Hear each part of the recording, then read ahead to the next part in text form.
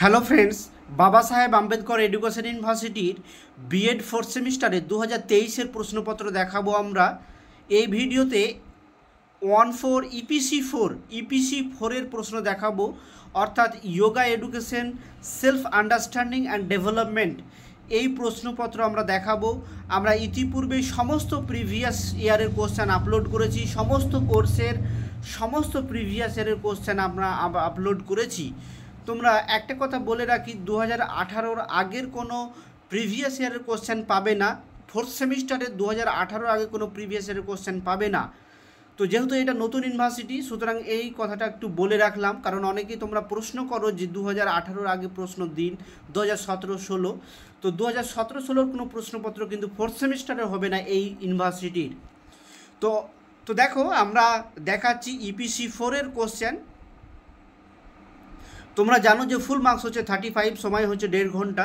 এগুলো তোমরা জানো, আমরা আর বলছি না।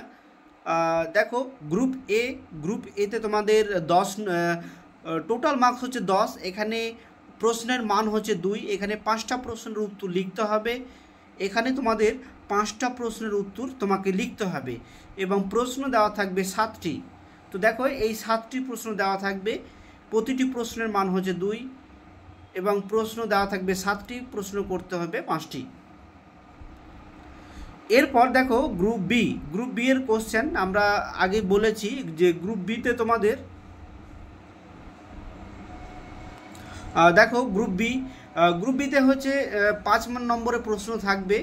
এখানে 5 মার্কসের কোশ্চেন থাকে, অর্থাৎ 3টি প্রশ্নের উত্তর লিখতে হবে, 5টা প্রশ্ন দেওয়া থাকবে, প্রশ্নের মান হচ্ছে 5। এখানে 5টা প্রশ্ন দেওয়া থাকবে, এই 5টা প্রশ্নের মধ্যে তোমাকে 3টি প্রশ্নের উত্তর লিখতে হবে।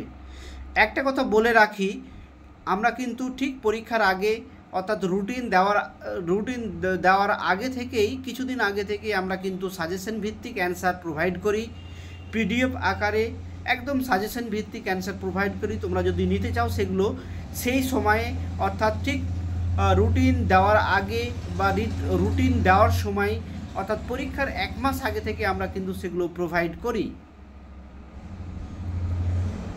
দেখো, আমরা এবার গ্রুপ সির কোশ্চেন তোমাদেরকে দেখাচ্ছি। Group C,